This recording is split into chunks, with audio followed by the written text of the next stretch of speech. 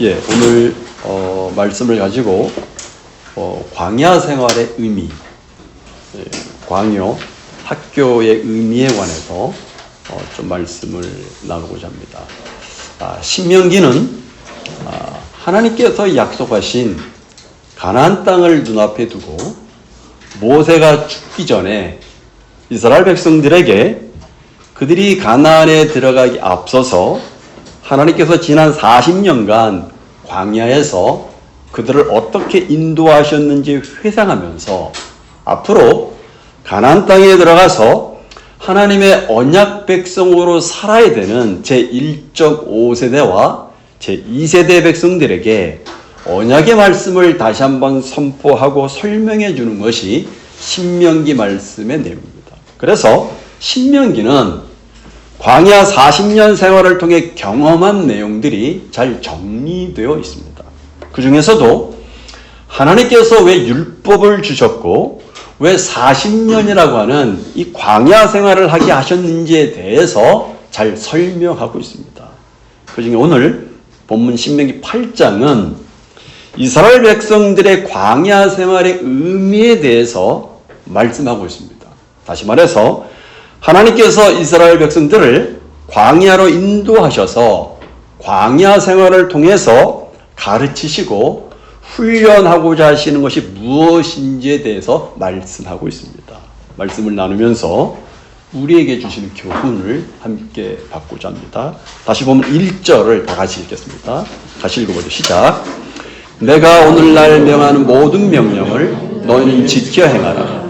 그리하면 너희가 살고 번성하고 여호와께서 너희의 조상들에게 맹세하신 땅에 들어가서 그것을 차지하리라. 모세는 이제 1.5세대와 제2세대 백성들이 가나안 땅에 들어가서 가장 먼저 힘써야 되는 일이 하나님께서 명하신 말씀을 지키고 살아야 한다고 이야기합니다.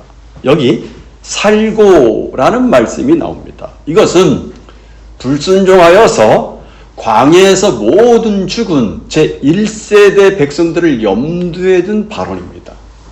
불순종과 대적하는 죄로 인해서 광야 제1세대들은 모두 죽었고 멸절되었기 때문입니다.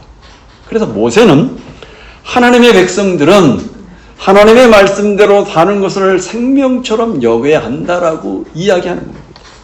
자신의 삶에서 가장 소중한 일, 가장 우선적으로 여겨야 될 일이 말씀에 순종하는 일이라고 말합니다. 왜요? 그것이 바로 살 길이며 그것이 번성하는 길이며 가나안을 차지하는 길이기 때문이라고 말합니다. 따라서 하나님의 계명을 지켜 행하는 그 사실은 단순히 복과 화의 문제가 아니라 삶과 죽음의 문제라는 사실을 이야기합니다.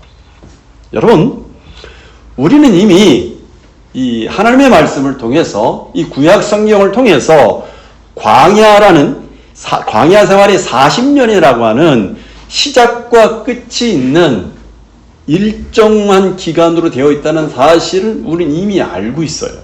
그러나 그러한 일정을 모른 채 40년의 세월을 하루하루 마주하는 이스라엘 백성들의 입장을 한번 생각을 해보십시오.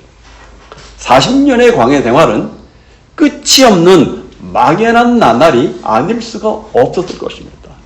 끝을 알 수 없었던 광야 생활이었기 때문에 그날의 하루와 한 해의 삶은 기대에 쳤다가도 낙심이 되고 가난 꿈을 꾸었다가도 포기하는 흔들림이 반복되었던 40년의 생활이었을 것입니다. 하나님께서 반석에서 공급해 주시는 물을 먹고 하늘에서 내려주시는 만나를 먹고 의복이 헤어지지 않는 신비한 경험을 하였지만 만나에 질려서 원망을 하기도 하고 하나님을 향해 거역을 하다가 죽임을 당하기도 했습니다. 지금 광야 제1.5세대와 제2세대 백성들 역시 그 모든 것을 다 지켜보았습니다. 그러기에 그렇게 흔들리며 축적된 40년이라는 세월을 지난 이스라엘 백성들에게 하나님의 명령을 지켜 행하라고 하는 이 말씀은 결코 낯선 말씀이 아니었어요. 그것은 지난 역사를 통해서 철저하게 드러난 그들이 추구해야 될 삶의 가치이고 삶의 방식이었음을 그들도 역시 경험하고 알았습니다. 애굽을 탈출한 1.5세대와 광야에서 태어난 제2세대 백성들은 자기 부모들이 어떻게 하나님의 말씀을 불순종하며 살았는지를 다 보았어요. 그러기에 모세가 1절에서 하나님의 말씀대로 사는 길이 너희들이 살 길이고 번성하는 길이고 가나안을 얻을 수 있는 길이라고 말씀하시는 것에 관해서 아마 그들은 깊이 공감하며 말씀을 들었을 것입니다. 계속해서 모세는 이 말씀을 하고 나서 이제 하나님께서 이스라엘 백성들을 광야로 인도하셔서 40년의 광야 생활을 통해서 가르치시고 훈련하고자 하셨던 것이 무엇인지 광야 생활의 의미에 대해서 말씀하십니다. 2절을 한번 읽겠습니다. 같이 읽어보죠. 시작. 내 하나님 여호와께서 이 40년 동안에 내게 광야 길을 걷게 하신 것을 기억하라. 이는 너를 낮추시며 너를 시험하사 내 마음이 어떠한지 그 명령을 지키는지 지키지 않는지 알려 하심이라. 먼저 모세는 기억하라고 말합니다. 무엇을 기억하라는 겁니까? 바로 광야 40년 생활을 기억하라는 겁니다. 여기 기억하라는 말은 히브리어로 자카르인데 이것은 생각하다, 회상하다, 유의하다, 되새기다 그런 뜻을 가지고 있습니다. 하나님께서는 출애굽을 하는 그 순간부터 광야 생활 내내 40년 동안에 이스라엘 백성들에게 엄청난 은혜를 베풀어 주셨습니다. 하나님은 물을 공급하여 주시고 만나를 보내주셨습니다. 심지어 고기가 먹고 싶다고 불평하고 원망하면 메추라를 보내주어서 그들을 배불리 먹였습니다. 이처럼 하나님께서 광야 40년 동안에 이스라엘 백성들에게 변함없이 늘 은혜를 베풀어 주셨습니다. 그럼에도 불구하고 그들은 너무나 쉽게 하나님의 역사심과 하나님의 은혜를 기억하지 않고 잊어버렸습니다. 모세는 제1.5세대와 제2세대 백성들에게 하나님의 약속의 말씀을 믿지 못하여 불순종함으로 가나안에 들어가지 못하고 광야 40년을 보내며 죽은 너희 부모 세대들이 행한 모습을 기억하라는 겁니다. 여러분, 처음 출애굽할 때 20세 미만이었던 제1.5세대들과 광야에서 새로 태어난 제2세대들은 어느덧 40년을 지내면서 그들도 이제 어느덧 나이가 40대, 50대가 되었어요. 어떻게 보면 그들의 인생을 다 광야에서 보낸 거예요. 그런데 그들이 광야 생활 동안에 받은 훈련이 무엇입니까? 오직 한 가지. 바로 하나님의 백성은 무엇으로 사는가? 그거 한 가지를 배웁니다. 그래서 먹을 것, 마실 것, 입을 것이 어떻게 공급되는지 광야에서 불평과 원망 속에서 그들이 배우고 훈련을 했던 것입니다. 하늘에서 만나가 내리고 반석에서 샘이 터져나오고 메추라리가 내리고 옷이 헤어지지 아니하고 발이 부르트지 아니하는 기적 속에서 그들은 살았던 것입니다. 그러기에 이 모든 것들이 다 하나님의 말씀의 능력으로 공급되었음을 기억하라는 것입니다. 그러면서 모세는 하나님께서 광야 40년 생활을 통해서 이스라엘 백성들에게 가르치시고자 훈련시키고자 하는 목적이 크게 두 가지였음을 얘기합니다. 그래서 다시 보면 2절에 보니까 내 하나님 여호와께서 이 40년 동안에 내게 광야 길을 걷게 하신 것은 첫 번째로 이는 너를 낮추시기 위해서이고 두 번째로 이는 너를 시험하사 내 마음이 그 명령을 지키는지 안 지키는지 알기 위해서라고 말씀하십니다. 두 가지입니다. 너를 낮추시기 위해서. 두 번째는 너를 시험하기 위해서. 이 두 가지 말씀을 한번 좀 더 구체적으로 이야기를 나눠보겠습니다. 첫 번째, 너를 낮추시기 위해서라는 말씀에 대해서 살펴보겠습니다. 하나님께서 이스라엘 백성들에게 광야 40년의 생활을 통해서 얻고자 하셨던 첫 번째 훈련의 목적은 너를 낮추시기 위해서라고 얘기합니다. 여기 낮춘다는 말씀의 의미는 우리가 보통 생각하는 겸손하게 하다 그런 의미 정도가 아닙니다. 물론 그런 의미도 내포되어 있지만 이 낮추신다는 단어는 히브리어로 아나인데 이 단어의 의미가 뭐냐면 고난당하다, 굽히다, 공곡해 하다, 환난을 받다 등의 뜻이 있습니다. 그리고 괴롭히다 라는 의미도 가지고 있어요. 주석가인 칼 벨리치는 이 낮추신다는 단어를 굴욕이라고 번역을 했습니다. 그러니까 여기 낮추신다는 의미가 우리가 보통 생각하는 것처럼 하나님이 우리를 조금 겸손하게 하시려는 정도, 그 정도가 아닌 거예요. 여기서 말씀하시고 있는 내용은 하나님께서 광야 40년을 통해서 그들에게 고통을 주시고 그들을 괴롭히시고 그들을 천하게 하시고 그래서 굴욕을 맛보게 하시기 위해서라고 얘기합니다. 그것이 목적이라고 얘기합니다. 그러니까 우리가 흔히 생각하는 것처럼 고통을 잘 이겨내서 더 큰 축복을 받게 하기 위함이 아니라는 것입니다. 물론 여러분, 고통이라는 걸 통해서 하나님께서 우리가 어떤 단계에 도달하기를 원하셨을 것이고 우리를 이끌고 가고자 하시는 어떤 분명한 목표가 있었을 것입니다. 아마 그것은 이스라엘 백성들로 하여금 자신들이 어떤 존재인지, 얼마나 부패한 죄성을 가진 인간들인지를 깨닫게 하고 알게 해주시려고 고통을 주시고 괴롭히시고 천하게 하시고 굴욕을 맛보게 하셨을 것으로 봅니다. 그러므로 적어도 하나님께서 광야 생활을 통해서 고통을 주신 목적이 우리가 생각하는 바 더 큰 복을 위한 관문이 아니라 낮아짐 그 자체가 목적이랍니다. 여러분, 왜 이 말씀을 드리는가 하면 우리는 보통 어떤 어려움과 고통을 당할 때 그 고통을 더 큰 복을 얻기 위한 과정이요, 관문이라고 말하면서 내 자신과 다른 사람을 향해서 보편적으로 이런 얘기를 잘합니다. 조금만 더 참고 인내하면 더 좋은 날이 있을 거야 하고 위로하기도 합니다. 근데 여러분, 자칫 잘못하면 그런 위로는 고통을 주신 하나님의 뜻을 우리가 왜곡을 할 수 있는 잘못을 범할 수 있다는 생각을 하셔야 됩니다. 오늘 본문 말씀에 비춰보면 고통을 주신 목적이 또 다른 의미가 있다고 말씀하시는 거예요. 앞에서 언급한 것처럼 고통을 주신 목적이 우리를 처절하게 깨트리시고 부서뜨리시고 박살을 내서 우리 자신이 얼마나 타락하고 부패한 죄인인지를 처절하게 깨닫고 낮아지게 만들기 위해서라고 말씀하십니다. 한마디로 말하면 인간이 되게 하기 위해서라는 것. 자기가 누구인지를 알게 하기 위함이라는 것입니다.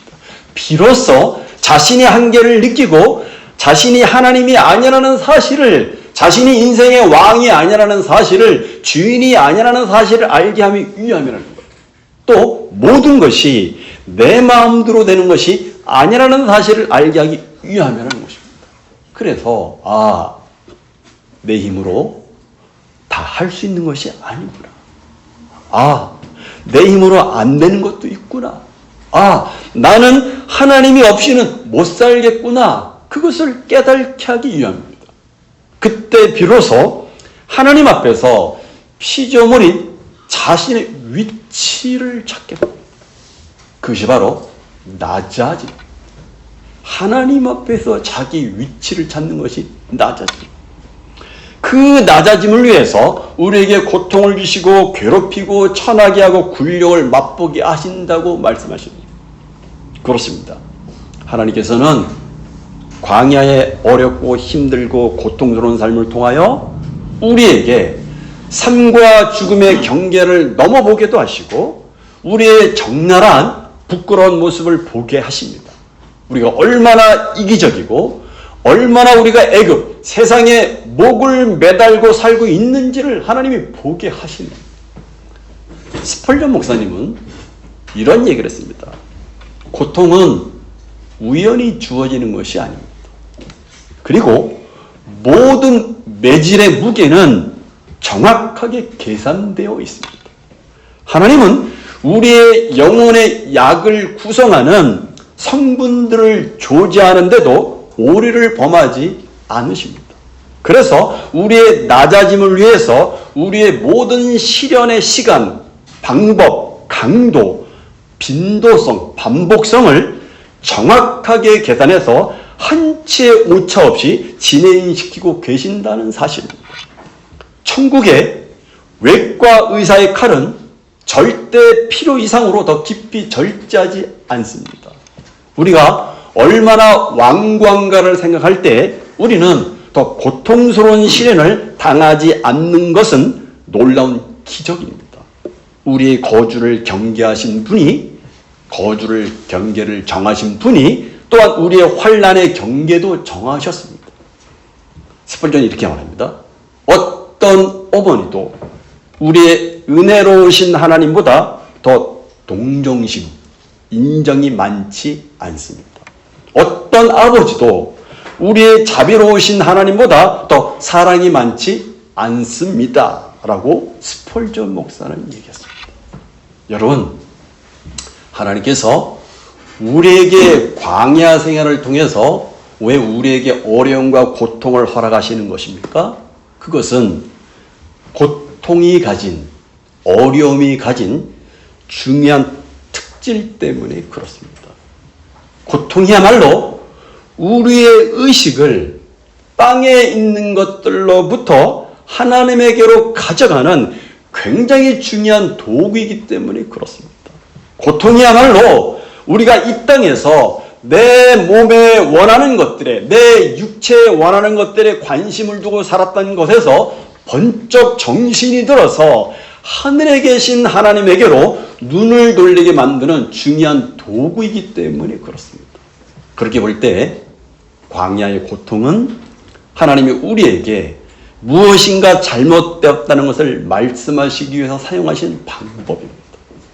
우리 자신의 죄성과 연약함의 문제를 비로소 인식하고 느끼고 발견하는 것이 광야입니다.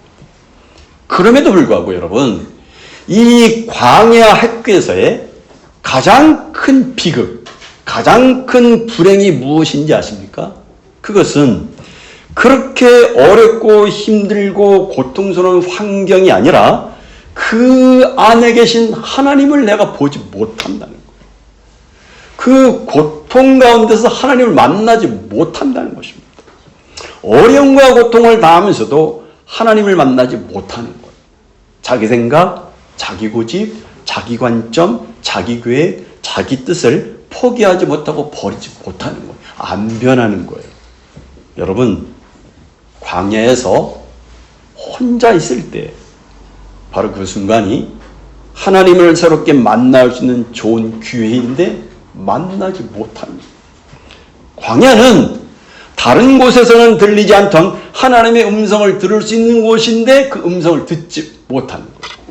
안타깝게도 광야 제1세대 백성들은 그렇게 살다가 죽었다는 거죠. 그리고 우리도 어쩌면 경각심이 없이 의식이 없이 살게 되면 광야 제1세대들처럼 그렇게 살다가 죽을 수 있다 하는 사실들에 관해서 말씀을 통해서 각성을 해야 돼요. 아, 이렇게 살다가 나도 광야 제1세대 백성들처럼 죽을 수 있겠구나.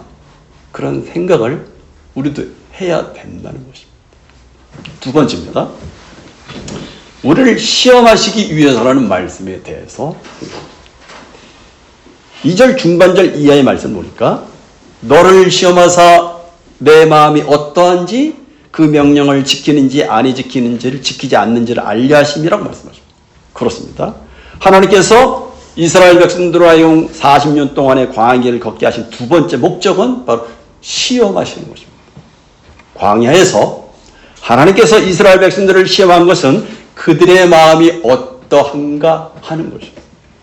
그들의 마음에 있는 것을 알아보기 위해서 시험을 하셨습니다. 그러면 여러분, 어떤 마음을 시험하는 겁니까? 바로 하나님의 명령을 지키는가 지키지 않는가 하는 것입니다. 마음속에 이 말을 다른 말로 말하면 어떻게 말하면 마음속에 하나님의 말씀대로 살려는 생각이 있는지 없는지를 알게 하기 위해서라는 거죠. 척박한 광야 생활의 고난과 연단을 통해서 하나님을 향한 그들의 마음과 하나님의 말씀을 듣고 순종하는지 여부를 알려 하셨다는 것입니다. 다시 말해서 그들의 마음이 여전히 애굽의 생각과 애굽의 가치관으로 가득 차 있는지 보게 하시고 그것들을 고치기 위함이라는 것입니다. 왜 그렇습니까, 여러분? 왜 이것이 중요합니까? 왜냐하면 애굽의 생각과 애굽의 가치관을 가지고 그대로 가나안 땅에 들어가면 그 가나안 땅을 하나님이 통치하시는 하나님의 나라가 아닌 또 다른 애굽 땅으로 만들 것이 분명하기 때문에 그래요. 생각과 가치관과 라이프 스타일이 변하지 않는 채 들어가 버리면 똑같이 그런 나라를 만들 거 아닙니까, 여러분? 그렇죠? 아무런 소용이 없는 거예요. 그래서 아비가 자녀를 훈련하는 것처럼 하나님은 광야를 그들을 고치는 훈련장으로 삼으셨다는 거예요. 그러므로 광야의 시험은 올무에 빠뜨리기 위한 악의적인 시험, 템테이션이 아닙니다. 더 큰 진리를 깨닫게 하여서 마침내 복을 주시고자 하시는 선미의 시험, 테스트였습니다. 템테이션이 아니라 테스트였습니다. 그래서 그들의 마음 상태가 어떤지 명령을 지키는지 안 지키는지를 가늠할 수 있는 최적의 장소로 하나님이 광야를 선택하셨습니다. 그래서 어느 성경신학자는 이런 얘기를 했습니다. 하나님은 애굽에서 이스라엘을 빼내는 데는 하루가 걸렸지만 이스라엘 백성들 안에 있는 애굽을 빼내는 데는 40년이 걸렸다라고 말했습니다. 이 때문에 하나님은 광야 학교로 보낸 거예요. 이스라엘 백성들에게 광야 40년은 애굽의 노예에서 자유인으로 종에서 하나님의 자녀로 살아가는 과정이었던 것입니다. 그래서 하나님께서 애굽의 생각과 가치관을 가진 그들을 고치는 훈련을 위해서 어떻게 하셨다고 말씀하십니까? 3절을 보겠습니다. 같이 읽어보겠습니다. 시작. 너를 낮추시며 너를 줄이게 하시며 또 너도 알지 못하며 내 조상들도 알지 못하던 만나를 내게 먹이신 것은 사람이 떡으로만 사는 것이 아니요 여호와의 입에서 나오는 모든 말씀으로 사는 줄을 내가 알게 하려 하십니다. 그렇습니다. 하나님께서 이스라엘 백성들에게 훈련시키는 것이 바로 사람이 떡으로만 사는 것이 아니라 하나님의 입에서 나오는 모든 말씀으로 사는 것임을 훈련시키셨다고 말씀하십니다. 그러면 3절에는 하나님께서 이 고통을 통하여 이스라엘 백성들을 도달시키고자 하시는 어떤 목표가 있다는 사실을 분명하게 얘기합니다. 그게 뭡니까, 여러분? 사람이 떡으로만 사는 것이 아니에요. 하나님의 입에서 나오는 모든 말씀으로 살게 하는 그것을 알게 하기 위해 그게 목표라는 그들을 끌고 가고자는 목표라고 얘기합니다. 즉 하나님께서 이스라엘 백성들에게 광야 길과 고통의 세월을 주신 이유가 무엇입니까? 바로 고통이라는 것을 통해서 인생의 참된 의미, 곧 인생의 의미란 떡에 있는 것이 아니라 하나님의 말씀과 하나님께 있다는 점을 알 수 있게 하기 위해서라고 말씀합니다. 그래서 하나님은 그들이 광야 생활을 통하여 자신의 생존이 먹고 마시는 데 있는 것이 아니라 하나님께 있다는 것을 경험으로 깨달아 알게 하셨습니다. 그들은 먹을 양식이 없는 광야에서 매일매일 이슬같이 하늘에서 내리는 신령한 만나를 먹으면서 돌보시는 하나님의 사랑과 은혜를 경험할 수가 있었습니다. 또한 본문 4절 보십시오. 4절 같이 읽어보겠습니다. 시작. 이 40년 동안에 내 의복이 헤어지지 아니하였고 내 발이 부르트지 아니하였느라. 그렇습니다. 하나님께서는 광야 40년 동안에 하늘에서 만나를 양식으로 내려주실 뿐만 아니라 그들의 옷도 헤어지지 않게 하시고 발도 부르트지 않게 하셨다고 말씀하십니다. 이 모든 것들이 하나님의 말씀의 능력으로 공급되는 것임을 그들로 배우게 하셨던 것입니다. 그렇게 볼 때 광야 40년의 생활을 한마디로 요약하면 하나님 중심의 삶을 배우게 하죠. 여러분, 사람이 떡으로만 사는 것은 애굽의 삶의 방식입니다. 그러나 말씀으로 사는 것은 천국의 삶의 방식입니다. 애굽은 떡이 생명으로 되어 있는 나라지만 하나님의 나라는 말씀이 생명으로 되어 있는 나라입니다. 서로가 전혀 다른 나라이기 때문에 광야 생활을 통해서 애굽의 삶의 방식과 가치관과 라이프 스타일을 버리도록 하려는 것이 하나님의 의도였습니다. 이것은 신자인 우리도 마찬가지입니다. 신자인 우리 역시 매 순간 이 세상에서 살아가면서 늘 부딪히고 싸우는 문제가 뭡니까, 여러분? 떡이 나를 살리는가? 말씀이 나를 살리는가에 대한 고민과 갈등과 선택을 하면서 살아가는 사람들이 우리 신자들입니다. 그러기에 우리 신자의 삶은 참으로 힘들고 어려울 수밖에 없어요. 제가 말씀드리죠. 신자의 삶은 결국 편안한 삶이 아닙니다, 여러분. 애굽의 가치관, 세상의 가치관과 하나님 나라의 가치관이 다르기 때문에 이 애굽의 이 세상에서 살려면, 하나님 나라의 가치관을 가지고 살려면 힘들고 어렵습니다. 신자인 우리에게 세상은 애굽의 사고방식과 가치관과 라이프 스타일을 버리는 싸움을 하는 전쟁터이기 때문에 당연히 힘듭니다. 특히 우리가 광야 같은 이 세상을 살아가면서 우리가 얼마나 많은 것을 탐하고 사는지, 그래서 더럽혀진 신앙을 가지고 사는지 여실히 드러나게 해줍니다. 우리가 진정으로 평안하고 축복된 삶을 사는데 필요한 기본적인 수준 니드와, 기본적인 수준의 필요의 니드와 우리가 욕심으로 끝없이 원하는 원트의 이 간격이, 니드와 원트의 간격이 얼마나 큰가를 알게 해주는 것이 광야입니다. 두 개의 간격이 크면 클수록 우리는 불행을 느끼고 행복과 거리가 먼 삶을 살아갈 수밖에 없어요. 여러분 가만히 잘 생각해 보세요. 우리가 살아가면서 왜 끊임없이 불평과 원망이 그치지 않는 것입니까? 가만히 잘 생각해 보세요. 그것은 하나님이 우리에게 허락하신 만큼의 니드의 삶으로 감사하지 못하고 나의 욕심으로 끝없이 원하는 원태의 삶을 내려놓고 포기하지 못하기 때문에 그래요. 그 간격이 크면 클수록 우리는 더 많은 힘들고 어려움을 느끼는 거예요. 그 싸움을 하지 않습니까, 여러분? 우리는 매 순간 그 싸움을 해요. 우린 지금은 광야 학교에 입학해서 광야 생활을 하고 있는 중입니다. 광야 학교는 어떤 것입니까? 광야 학교는 나의 지식이 절대로 통하지 않는 것입니다. 나의 지혜와 경험과 노력이, 지식이 통하지 않는 것입니다.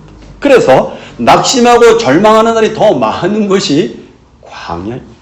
왜냐하면 하나님이 돕지 않으시면 이 광야 학교에서는 내가 주저앉을 수밖에 없는 어렵고 힘들고 극한 상황이 빈번하게 일어나기 때문에 그렇습니다.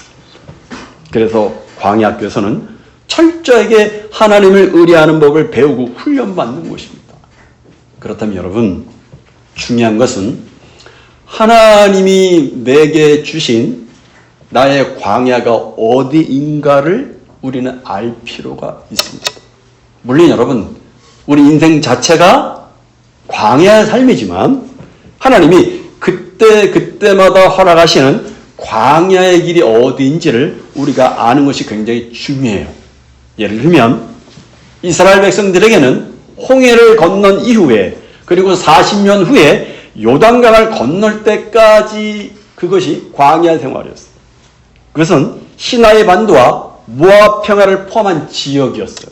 그런데 오늘날 우리에게 각자에게 걷게 하신 광야 길이 있습니다. 저와 여러분들이 똑같지 않습니다. 개인마다, 가정마다, 교회마다 다르게 주어집니다. 그러나 중요한 뭐냐면 그것이 무엇인지 빨리 알수록 굉장히 우리에게 좋다는 거예요. 왜요? 그래야 거기서 어리석게 불평하고 원망하지 않고 광야를 걷는 바른 태도를 취할 수 있기 때문에 그렇습니다. 그렇다면 한번 물어보십시오. 저와 여러분들에게 허락하신 광야 길은 어디입니까? 어떤 길입니까? 현재 나의 광야 길은 내가 어디인가를 한번 돌아보십시오. 그리고 여러분, 현재 나의 광야가 어디인가를 알 수 있는 방법이 한 가지 있어요. 이게 뭐냐면 내가 항상 힘들어하고 내가 항상 고통을 겪고 있는 문제, 거기가 나의 광야입니다. 그것이 가정 문제일 수 있고 인간관계 문제일 수 있고 직장생활 문제일 수 있고 교회 문제일 수 있고 혹은 오랜 세월 동안에 해결하지 못한 문제일 수가 있습니다. 결국 우리가 고통이 없이는 감당하고 견뎌낼 수 없는 모든 삶의 상황이 그것이 바로 우리의 광야라고 말할 수가 있는 것입니다. 물론 광야는 우리 육신의 눈으로 보면 누군가의 잘못으로, 누군가의 부주의로, 혹은 악한 뜻으로, 혹은 우리 자신의 죄악과 어리석음 때문에 온 것처럼 보이기도 합니다. 그러니 여러분, 그렇지 않아요. 그럴 수도 있지만 넓은 의미에서는 그렇지 않습니다. 우연처럼 보이지만 하나님께서 그것을 허락하셨다는 사실을 우리가 깨달을 필요가 있습니다. 그리고 하나님이 허락하셨다는 말의 의미는 무엇인가 하면 우리에게 지금 주어진 광야 길은 피해갈 수 없으며 정면으로 돌파해야 한다는 것입니다. 사실 여러분, 광야 생활은 힘들고 고통스러워요. 그것은 우리에게 많은 인내를 필요로 합니다. 때로는 우리 자신의 삶의 소망을 끊어놓을 만큼 우리를 비참하게 만들어 보기를 합니다. 그래서 우리는 그것을 피하고 싶어요. 돌아가고 싶어요. 그러나 우리는 광야를 피할 수도 피해서도 안 된다는 사실을 알아요. 그것은 외면하고 눈 감아버린다고 되는 것이 아니고 정면으로 통과를 해야 돼요. 그러면 여러분, 왜 우리가 하나님이 우리에게 현재 허락하신 이 광야 길을 피하지 말고 정면으로 돌파해야 되는가? 왜 피해서는 안 되는가 하면 두 가지입니다. 하나는 우리 자신의 죄성이 얼마나 크고 강한지를 깨달지 못하게 되기 때문이에요. 다시 말해서 우리가 낮아지지를 못해요. 광야의 길을 내가 도피하고 피하고 있는 동안에는 우리 자신의 실존을 직면하지 못해요. 우리 자신의 죄성이 얼마나 강한지를 그래서 우리가 낮아짐의 경험을 할 수가 없어요. 두 번째는 광야가 아니면 맛볼 수 없는 진정한 하나님의 은혜를 경험하지 못하기 때문에 그렇습니다. 그래서 내게 허락된 광야의 길을 피하면 편해서 좋을지는 모르지만 나의 낮아짐과 하나님의 은혜를 경험할 수가 없게 됩니다. 그러면 어떤 문제가 생깁니까, 여러분? 나의 자라남과 변화와 성장과 성숙함이 멈추게 됩니다. 그러나 그것은 정말 나쁜 신앙이에요. 좋은 신앙이 아니에요. 나쁜 신앙이에요. 나에게 해로운 신앙입니다. 그렇다면 저와 여러분의 광야 학교 생활은 요즘 어떠합니까? 낮아짐의 은혜를 얼마나 경험하고 있습니까? 하나님의 말씀대로 살면 죽을 것 같았으나 살았고 반대로 하나님의 말씀대로 살지 않으면 살 것 같았으나 죽었다는 사실을 내가 얼마나 경험하면서 살아가고 있습니까? 말씀을 뵙겠습니다. 여러분, 광야에 해당되는 히브리어 단어는 미드바라는 단어입니다. 미드바르. 근데 이 단어는 마라다는 단어인 다바르에서 나왔습니다. 이것은 하나님께서 외롭고 고독하고 쓸쓸하고 힘들고 고통스러운 광야에서 말씀하신다는 의미인 것입니다. 하나님의 말씀하심이 그 광야에서 있다는 거예요. 그렇다면 왜 광야에는 하나님의 말씀이 있을까요? 그것은 광야에 있으면 우리 자신의 무능함을 느끼고 우리 힘으로도 아무것도 할 수 없다는 절망감을 느끼기 때문에 그래요. 그런데 바로 그 연약함과 절망감이 하나님과 하나님의 말씀을 붙들게 만드는 거예요. 우리로 하여금 하나님의 말씀을 붙잡게 만듭니다. 아무것도 붙들지 않고 하나님만을 붙들 수밖에 없는 그때야말로 우리 인생의 배경이 돈이 아니라, 나의 능력이 아니라, 나의 어떤 사람이 아니라, 내가 가진 권력이 아니라 하나님이 되시는 순간을 우리가 그때 비로소 경험합니다. 그렇게 하나님이 우리 인생의 배경이 되면 어떤 일이 생기냐면 여러분, 하나님의 말씀이 들리기 시작합니다. 그리고 하나님의 말씀이 들리면 비로소 하나님의 특별한 은혜를 경험하게 됩니다. 비로소 떡이 아닌 말씀을 의지하며 살게 됩니다. 생존이 아닌 생명을 위해서 살게 되는 것입니다.